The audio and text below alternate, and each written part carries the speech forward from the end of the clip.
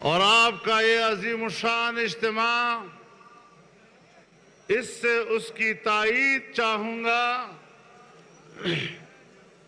کہ فرانس کے صدر کی حکم پر جناب رسول اللہ صلی اللہ علیہ وسلم کے خاکے عام دیواروں پہ چسپاں کیے گئے ہیں۔ امت مسلمہ کے اس سے جذبات مجروح ہوئے ہیں۔ فرانس اور ڈنمارک نے بڑا جرم کیا ہے اور ہم انہیں بتانا چاہتے ہیں کہ مسلمان ایک پرامن قوم ہے، امن کا علم بردار ہے، لیکن آپ کے یہ ناپاک اقدامات انہیں رسول اللہ کی دفاع میں شدت پر مجبور کر سکتا ہے۔ ہم آپ کے اس کیے ہوئے توہین آمیز رویے کی شدید الفاظ میں مذمت کرتے ہیں اور پوری امت مسلمہ ایسے حکمرانوں کے چہروں پر تھوکنا چاہتی ہے جو ہمارے رسول اللہ کی توہین کے مرتکب ہوتی ہو۔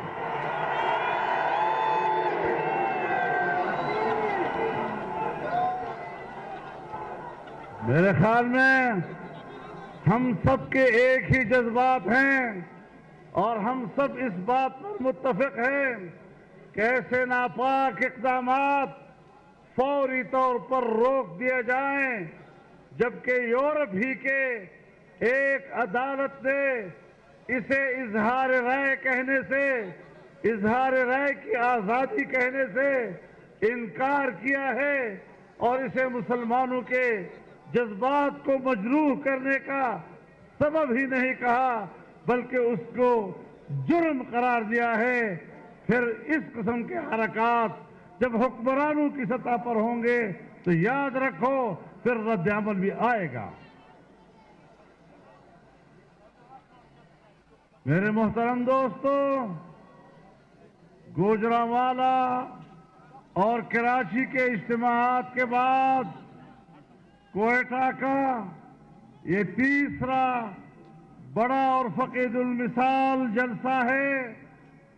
یہاں پر میں پہلی مرتبہ باضابطہ پی ڈی ایم کے پلیٹ فارم سے کراچی میں محترمہ مریم نواز صاحبہ اور جناب کیپٹن صفدر کے ساتھ ہونے والے واقعے کی شدید الفاظ میں مذمت کرتا ہوں اور اسے ایک اخلاقی دیوالیہ پن قرار دیتا ہوں۔ اگر ان کے ذمہ داروں میں کچھ بھی حمیت ہے، کچھ بھی غیرت ہے تو انہیں چلو بھر پانی میں ڈوب مرنا چاہیے۔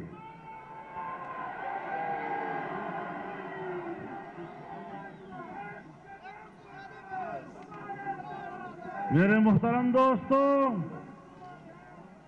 محترم دوستو، جس طرح کراچی میں واقع ہوا، یہاں بلوچستان کے ایک مہمان کو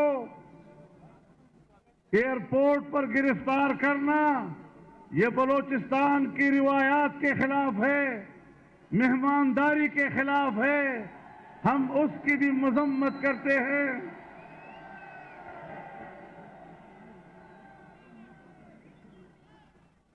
کہتے ہیں مزار قائد پر نعرے لگائے تھے، صفدر کے مزار قائد پر نعرے، یہ تو جرم ہے، اس پر تو کارروائی کی جاتی ہے، لیکن جب لاہور کے مسجد وزیر خان میں شوٹنگ ہوتی ہے اور بے حیا عورتیں اور اداکار مسجد میں آ کر اداکاری کرتے ہیں، فلم بندی کرتے ہیں، مسجد کی حرمت اس وقت میں سمجھ میں کیوں نہیں آتی؟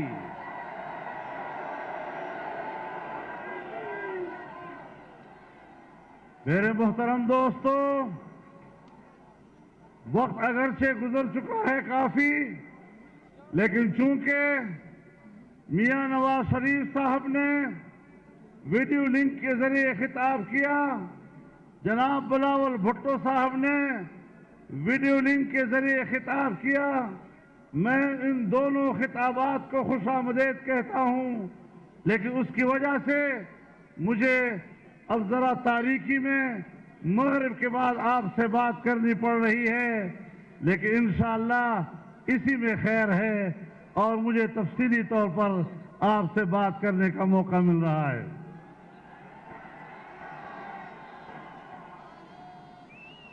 میرے محترم دوستو، 2 دن ہوئے جسٹس فائز عیسیٰ کے خلاف جو ریفرنس نام نہاد کابینہ میں، وفاقی کابینہ میں منظور کیا گیا، پھر ایک جعلی صدر مملکت کے پاس بھیجا گیا، پھر اس نے اس کو عدالت عظمیٰ میں پیش کیا، طویل عرصے تک اس کی سماعت ہوتی رہی اور اب عدالت نے وہ ریفرنس خارج ہی نہیں کیا بلکہ اس کو بدنیتی پر مبنی قرار دیا گیا، اور 2 ججوں نے یہاں تک لکھ دیا کہ یہ اتنا بڑا جرم ہے کہ یا تو صدر مملکت کو مستعفی ہو جانا چاہیے اور یا پھر ان کا مواخذہ کر کے اس کو اس منصب سے علیحدہ کر دینا چاہیے۔ میں کہتا ہوں اگر کچھ بھی اخلاقی اقدار اس دنیا میں موجود ہے، آپ کا آئینی جواز تو پہلے ہی نہیں تھا، آپ کا قانونی جواز تو پہلے بھی نہیں تھا، لیکن عدالت کے فیصلے کے بعد آپ کے پاس حکومت کرنے کا اخلاقی جواز بھی نہیں رہا ہے۔ کس بنیاد پر تم کابینہ میں بیٹھے ہو؟ کس بنیاد پر وزیر اعظم کرسی پہ بیٹھا ہے؟ کس بنیاد پر صدر مملکت کے نام سے ایک شخص پریزیڈنسی میں بیٹھا ہوا ہے؟ آج عدالت عظمیٰ بھی عدالت عظمیٰ کا فیصلہ واضح طور پر اعلان کر رہا ہے کہ پاکستان کے ہمارے پاکستان ڈیموکریٹک موومنٹ کا موقف درست ہے، یہ حکمران جعلی ہیں، جعلی تھے، اور ان جعلی حکمرانوں کے خلاف اب ہماری تحریک اور بھی زیادہ زور سے آگے بڑھے گی انشاءاللہ۔ گو عمران، بنی گالا تک آواز جانی چاہیے، گو عمران، گو عمران، گو عمران۔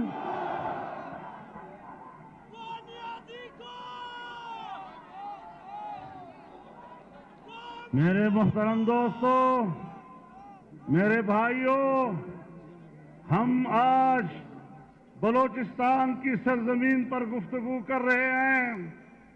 18ویں ترمیم کے ذریعے سے صوبوں کو اختیارات میں اضافہ کیا گیا اور جمعیت علماء اسلام نے 4 صوبوں میں آل پارٹیز کانفرنسز منعقد کر کے ایک اتفاق رائے حاصل کر لیا تھا کہ نہ ہم 8ویں ترمیم میں کوئی تبدیلی ہونے دیں گے، نہ صوبوں کے اختیارات میں کوئی تبدیلی ہونے دیں گے، اور نہ ہی NSC ایوارڈ میں صوبوں کے حصے میں کسی کمی کو ہم قبول کریں گے۔ آج PDM کے اس پلیٹ فارم سے میں واضح اعلان کرتا ہوں کہ کوئی مائی کا لال یہ مت سوچے کہ ہم چھوٹے صوبوں کے حقوق ختم کر لیں گے، 18ویں ترمیم میں تبدیلی کر لیں گے، NSC ایوارڈ میں کمی لائیں گے۔ اور آج میں اس میں اضافہ کرتے ہوئے یہ کہنا چاہتا ہوں کہ سندھ ہو یا بلوچستان، اس کے جزائر پر بلوچستان اور سندھ کے عوام کا حق ہے، ان کے بچوں کا حق ہے۔ کوئی مائی کا لال مت سوچے کہ وہ یہاں کے عوام کے حقوق پر اور عوام کے ملکیت پر قبضہ کرنے کی کوشش کریں گے. یہ پاکستان ہے، یہ عوام کا ہے، یہ ہم سب کا ہے، اور ہم کسی نادیدہ قوت کو بھی اس بات کی اجازت نہیں دے سکتے کہ عوام کے حق پر اور اس کے حق سے ملکیت پر ڈاکہ ڈالنے کی کوشش کرے.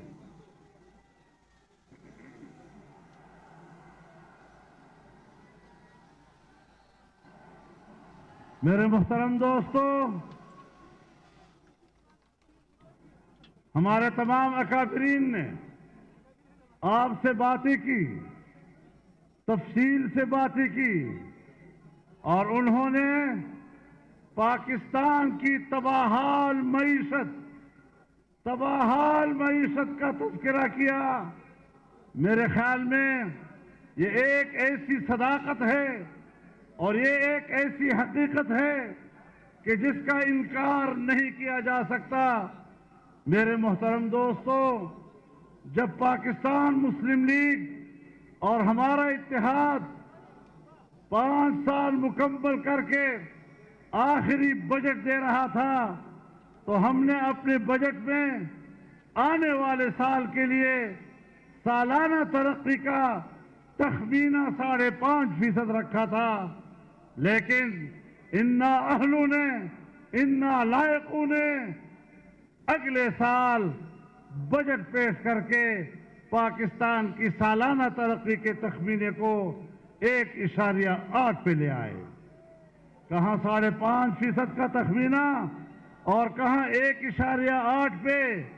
اور ہم نے پچھلے سال جب آزادی مارچ کیا تھا، آپ کا بلوچستان جس انداز میں اس میں شریک ہوا تھا، آپ کا میرے اوپر قرض ہے کہ میں آپ کی خدمت میں حاضر ہوں اور آپ کا تہہ دل سے شکریہ ادا کر رہا ہوں.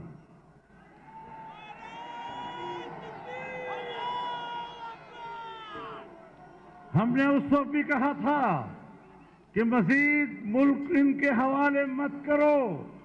اگر ملک ان کے حوالے ہوتا ہے، ملک کی معیشت اور تباہ ہو جائے گی.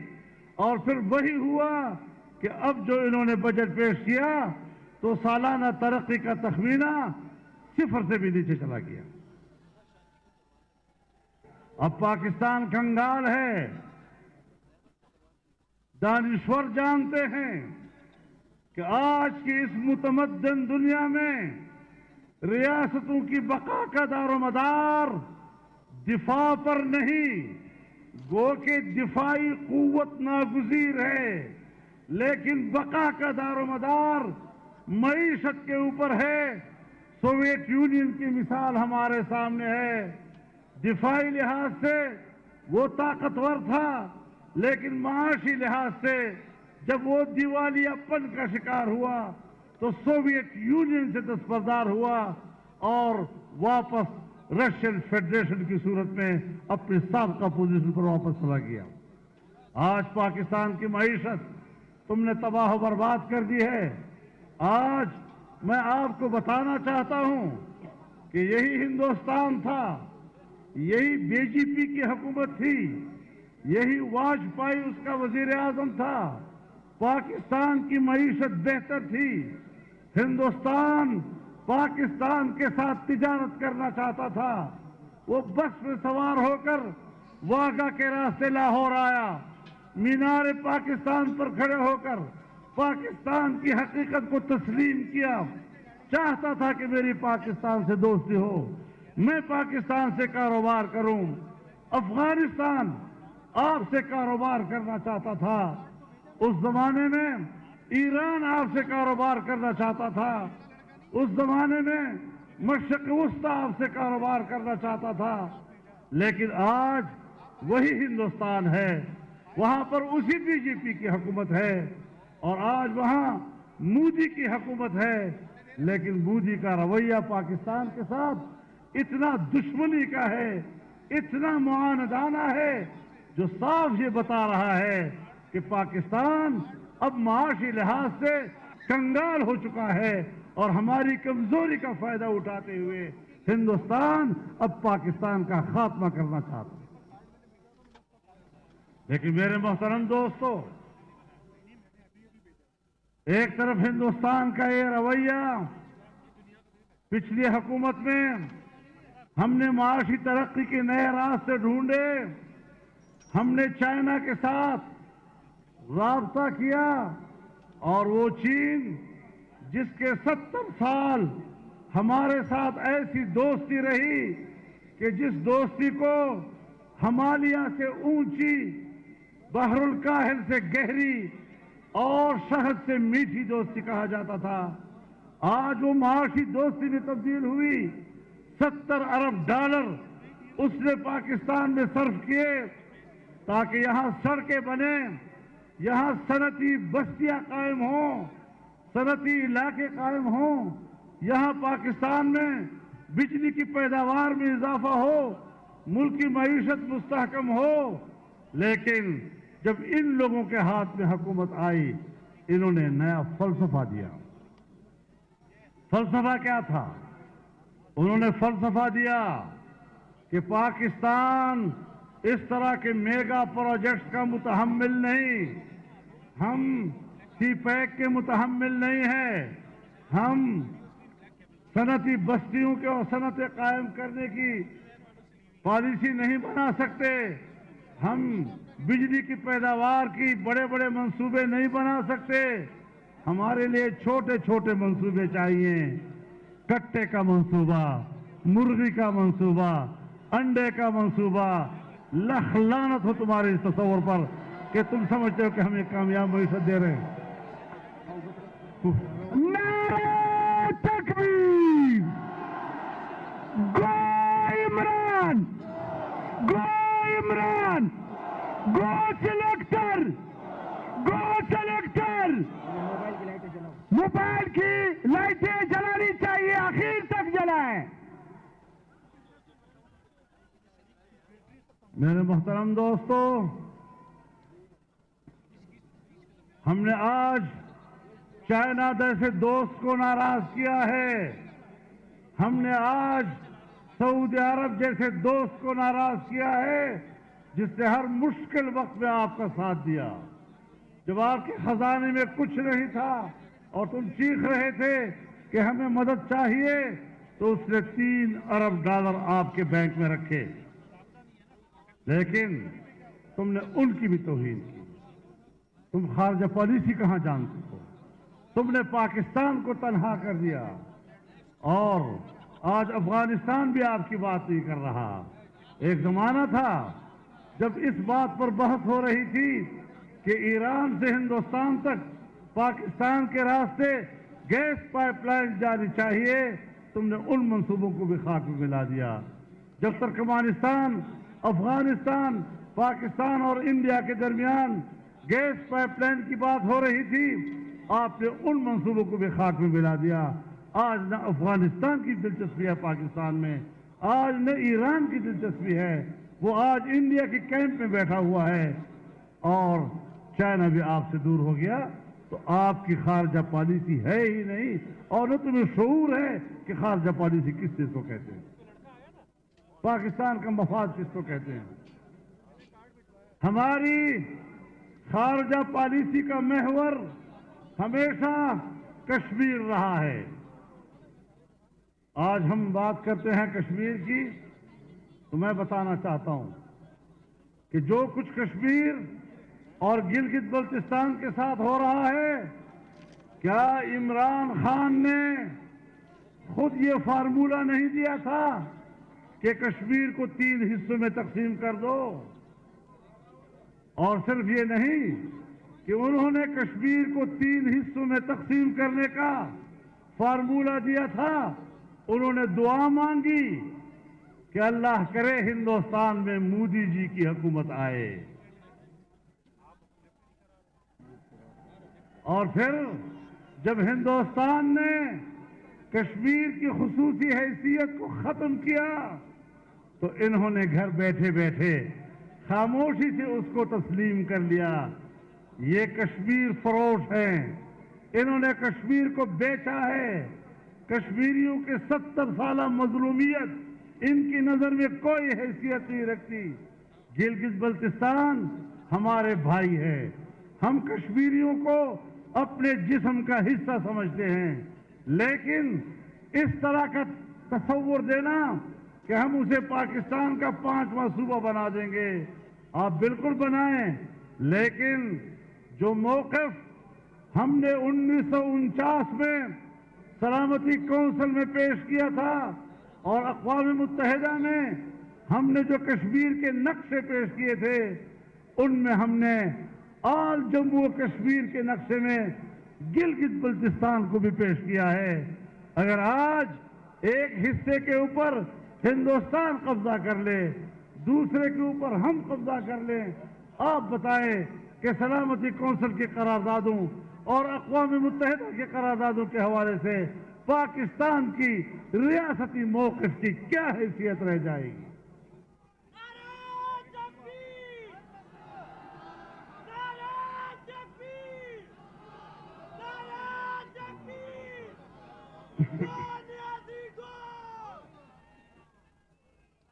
تو میرے محترم دوستو، اور اس پر اضافہ کیا کیا؟ ہم یہ کہتے ہیں آپ کی آل پارٹیز کانفرنس کی وجہ سے ہندوستان خوش ہوا ہے۔ ہندوستان اس سے خوش نہیں ہو سکتا۔ ہندوستان نے اس وقت خوشی منائی جب آج کی ہماری پاکستان کی وفاقی حکومت نے آزاد کشمیر کے وزیر اعظم کے اوپر غداری کا مقدمہ درج کیا۔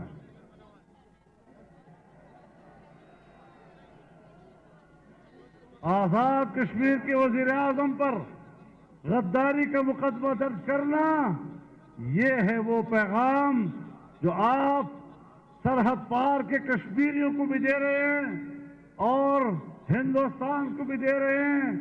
ایک طرف کشمیری ہے جو اب آسمان کی طرف دیکھ رہا ہے کہ ہماری 70 سالہ ان قربانیوں کا کیا بنے گا۔ ہم نے ان کے خون پر سیاست کی، ہم ان کے خون پر اچھلے کودے، ہم نے ان کے خون کو بیچا، ہم نے وہاں کی خواتین کی عصمتوں پہ سیاست کی، ہم نے وہاں کے چھوٹے چھوٹے بچوں کے چہروں سے، ان کی بہکتے ہوئے چہروں سے اچھلتے خون پر سیاست کی ہے۔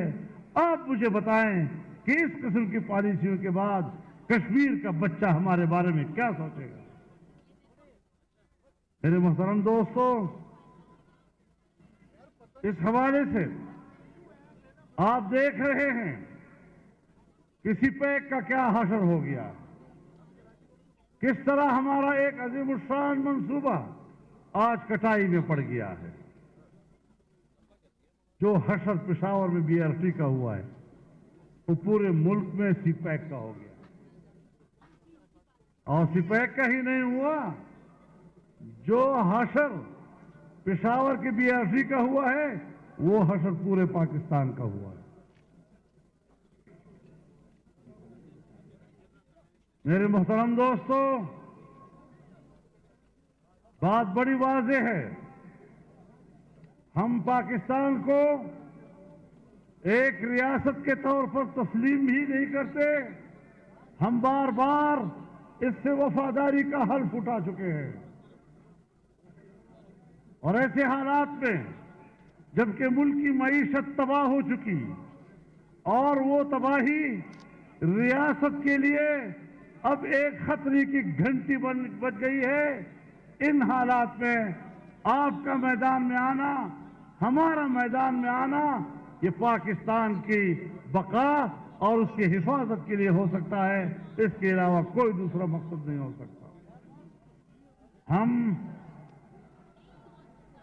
ہم اداروں کے دشمن نہیں، ادارے ملک کے لیے ناگزیر ہوتے ہیں، ہم اداروں کا احترام کرتے ہیں، ہم اداروں کے ذمہ داران کا احترام کرتے ہیں، لیکن اگر وہ پاکستان پر مارشل لا مسلط کرتے ہیں یا ایک جعلی حکومت کی پشتی بانی کرتے ہیں تو پھر ان سے گلہ کرنا، ان سے شکایت کرنا، ان سے احتجاج کرنا ہمارا حق بن جاتا ہے۔ آج بھی ہماری اسٹیبلشمنٹ جعلی حکومت کی پشت پناہی سے دستبردار ہو جائے، آج بھی قوم کے سامنے معذرت کر لے کہ ہم نے الیکشن میں غلط کیا تھا، ہم نے قوم کا مینڈیٹ تباہ کیا تھا، ہم آج بھی ان کو اپنی آنکھوں میں بٹھانے کے لیے تیار ہیں۔ لیکن عجیب بات ہے کہ میں جرم کروں تو میں پاکستان کا دشمن ٹھہروں، میں جرم کروں تو پھر میں سزائے موت کا حقدار بنوں، اور یہ پاکستان کے ایسے مالک کہ عوام کو جانور سمجھیں اور وہ یہ سمجھیں کہ ان جانوروں کے سامنے ہم جو چارہ ڈالیں گے وہ چارہ وہ قبول کریں گے۔ میں علل اعلان کہتا ہوں کہ میں طاقتور سے طاقتور قوت کی بھی اس حیثیت کو تسلیم کرنے کے لیے تیار نہیں ہوں کہ وہ قوم کو جانور سمجھے اور اس کے سامنے جو چارہ ڈالے وہ قبول کرے۔ نعرہ تکبیر! کوئی قدم بڑھاؤ، کوئی قدم بڑھاؤ! لبیک لبیک لبیک لبیک لبیک لبیک!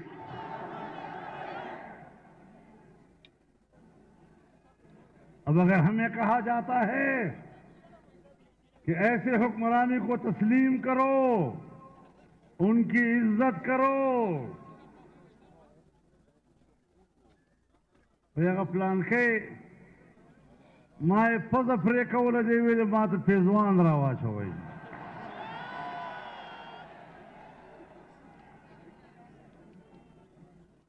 تو خود دے قابل نہیں چتا فور دے پوزئی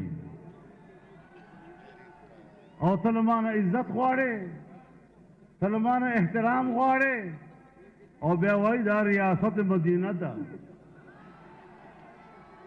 ریاست ہے، ادارے ٹھیک کام کر رہے ہوتے ہیں، اور جب یہ اقتدار سے باہر ہوتے ہیں تو یہ پھر ہر وہ حربہ استعمال کرتے ہیں، ہر وہ ہتھیار استعمال کرتے ہیں جس سے کہ اس ملک کو نقصان پہنچے۔ مریم بی بی جو باتیں کر رہی تھیں ان میں اخلاقی جواز کیا ہے اس قسم کی باتیں کرنے کا اور سوالات پوچھنے کا؟ سوالات کے جواب تو آپ نے دینے ہیں، آپ کے والد صاحب نے دینے ہیں۔ آپ کو تو عدالت نے کنوکٹ کیا ہے، آپ تو ضمانتوں پر ہیں، آپ پوچھ رہے ہیں پاکستان کے لوگوں سے سوالات پوچھ رہے ہیں۔ آپ نے تو صرف 2 سمپل سوال کے جواب دینے تھے پچھلے 4 سالوں سے جو کہ آپ نہیں دے رہے، اور یہ تھی کہ یہ اثاثے کیسے بنائے اور باہر کیسے پیسے بھیجے۔ اتنے سے سمپل 2 سوال ہیں، بجائے اس کا کہ اس کا جواب دیں انہوں نے ایک طوفان کھڑا کر دیا ہے۔ اب یہ انقلابی بن گئے ہیں، نظریاتی بن گئے ہیں، اب ان کو ہر چیز جمہوریت اپنی تشریح کرنا چاہتے ہیں، عدالتوں کے فیصلے اچھے یا برے ان کی تشریح کے تابع ہوں۔ یہ اس طرح ہو نہیں سکتا، بیکاز آپ کا ملک اس وقت ایک ایسے لیڈر کے پاس ہے، ایک ایسے لیڈر کی رہنمائی میں چل رہا ہے جس کا بنیادی مقصد سیاست میں آنے کا یہی تھا کہ اس ملک جس کے اتنا پوٹینشل ہے اس کو ان مفاد پرست، کرپٹ اور 1 کروڑ نوکریاں دوں گا، 1 کروڑ نوکریاں سن 1947 سے لے کر آج 72 سال تک پاکستان میں کل نوکریوں کی تعداد 1 کروڑ تک نہیں پہنچی ہے۔ تم 1 سال میں مجھے کس طرح 1 کروڑ کی نوکری دیتے ہو؟ اب کہتا ہے چرچ پیو مت جیو۔ کس طرح نوجوان کو اس طرح دھوکہ دیا جاتا ہے؟ کس طرح بے روزگار نوجوان کو کے مستقبل کو تاریک کیا گیا ہے؟ اب کہتے ہیں بھنگ پیو، اس کو بنگ چھو چرس بچو قوم خلا چرسیان دی قوم سے پچرس عادت کئی خلا بنگیان دی خلق با بنگو عادت کئی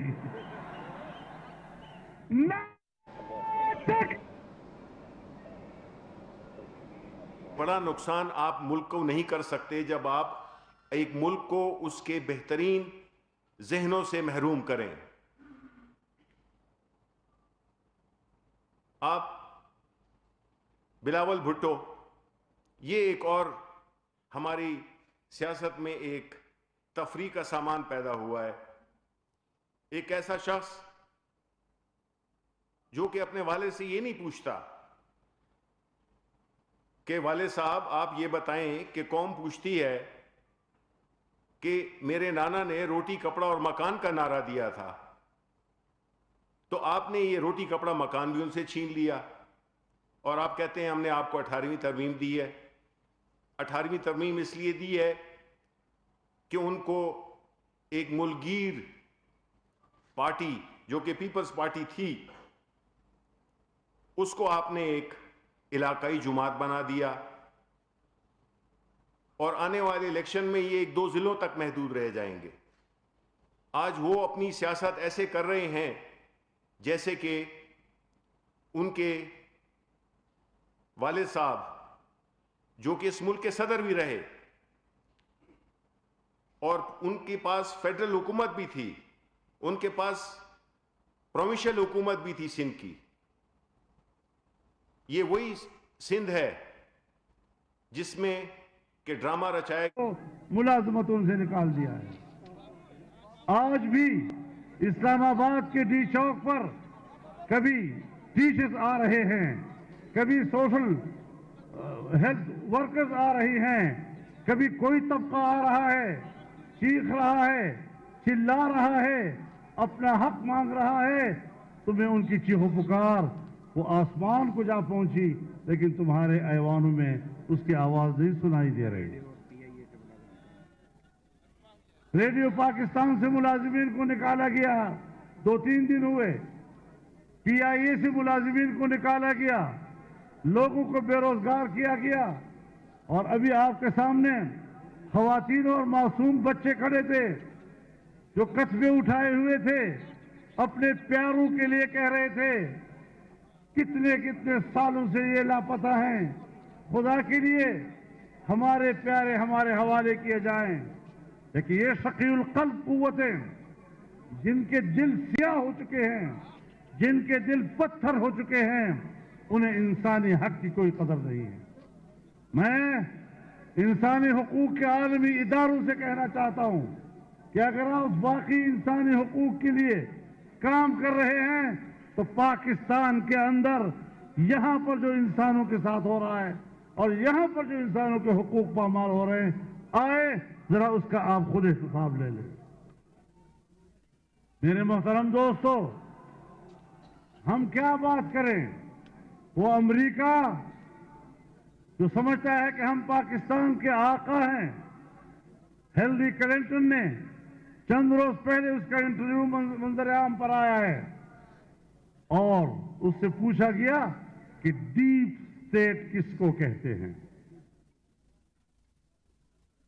زور ریاست چشتوائی آپ جواب کی ارتوائی کہ حکم دے کے وہ جواب میں کہتی ہے کہ جس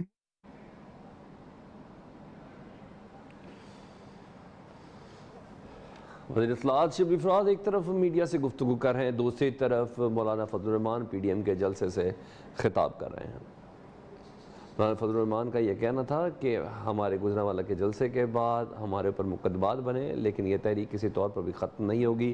موجودہ حکومت پاکستان تحریک انصاف کی حکومت کے ختم ہونے تک یہ تحریک جاری رہے گی.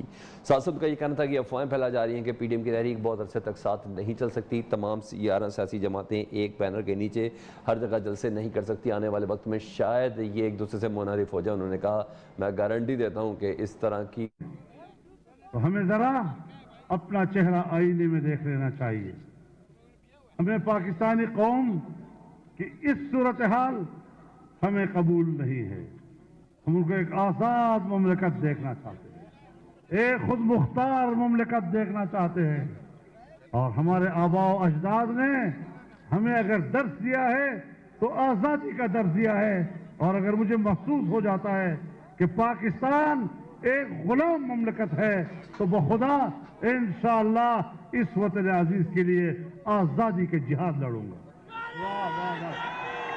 नारे तकबीर, नारे तकबीर, नारे तकबीर। कोई कदम बढ़ाओ, कोई कदम बढ़ाओ, कोई कदम बढ़ाओ। हमने हमेशा इस वतन अजीज को एक खुद मुख्तार वतन कहा है।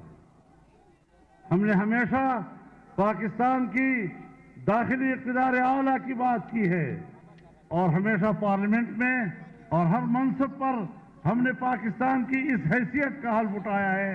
लेकिन अगर हमें ये चीज़ मखदूस नजर आती है तो फिर इसको अपनी हालत पर वापस लेना, ये हमारे आबा व अजदाद का दर्स है जिसे हम भूले नहीं।